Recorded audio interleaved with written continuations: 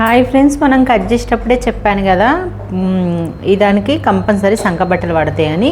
మనకు వచ్చే పాయింట్ ఇక్కడికి వచ్చింది. మినిమం 2 ఇంచ్ 1.5 లేనిది అయితే ఉంచుకోవద్దు. ఇంకా కొంచెం ఇక్కడికి వచ్చినా కానీ మన సంక బట్టలు వేయకుండా ప్రాబ్లం ఏం లేకుండే, కానీ వేయాలి. అయితే వేయాలన్నప్పుడు చాలామంది మరి ఎట్లా పెట్టుకోవాలి అని ఆలోచిస్తారు కదా, ఇక్కడ ఏ పీస్ కట్ చేయాలి, ఎలా వేయాలని. ఇదంతా ఇబ్బంది పడకుండా మనకు ఎలా అయినా సరే, కానీ మనం ఇక్కడ సరిపోయేటట్టు చూసుకుందాము. క్లాత్ మనం దీంట్లో వెతుక్కోవాలి. నాకైతే ఇది కనిపించింది, ఇది బాగుంటుంది అనిపిస్తుంది. ఇలాగే 4 పీసులు ఉన్నాయి మనం కట్ చేసేటప్పుడు మిగిలినవి. చూడండి, ఈ పీసులు 4 పీసులు ఉన్నాయి. ఈ 4 పీసులు ఈ స్టేట్ ఉంది కదా మనకి, ఈ పాయింట్ గుర్తుంచుకోవాలి. ఈ క్లాత్ అయితే క్లాత్ వైజ్గా స్టేట్ ఎలా ఉందో ఆ స్టేట్కు స్టేటే జాయింట్ చేయాలి. చాలామంది తప్పు చేస్తారు. ఇగో ఇలాగా అసలు చంగబట్టలు వేసేటప్పుడు ఇవే తప్పు చేస్తారు.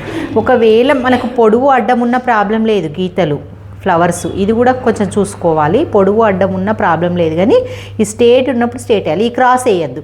ఈ క్రాస్కి దీనికి అతకబెట్టేస్తారు చాలామంది, ఇలా ఉంటే మంచిగా ఉంటుందేమో అని.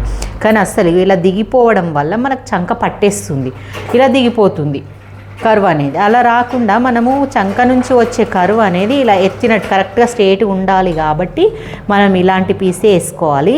నేను నెక్స్ట్ వీడియోలో చూపిస్తాను మీకు ఇది ఎలా వేస్తున్నా. ఈ 4 పీసులు జాయింట్ వేసిన తర్వాత ఇది ఎలా సెట్ చేస్తున్నా అనేది నేను నెక్స్ట్ వీడియోలో చూపిస్తాను. లోతు అన్నీ కట్ చేసుకున్నాము. ఈ ఉల్టా సీదా చూసుకొని మనం హ్యాండ్స్ కూడా ఎలా వేసుకుంటామో కూడా చూపిస్తాను మీకు. ఓకే, మీరు చంకబట్టలు వేయాలంటే ఈ కంపల్సరీ పీస్లు ఇలా కట్ చేసుకోండి. ఇది చిన్న వీడియో మీకు. ఓకే ఫ్రెండ్స్, మరి మీరు ఎలా వేస్తుండ్రు, మీకు కరెక్టే వస్తుందా, మరి నేను చెప్పిన సజెషన్ కరెక్టే ఉందా అని కూడా నాకు కామెంట్ చేయండి. ఓకే, బాయ్ మరి.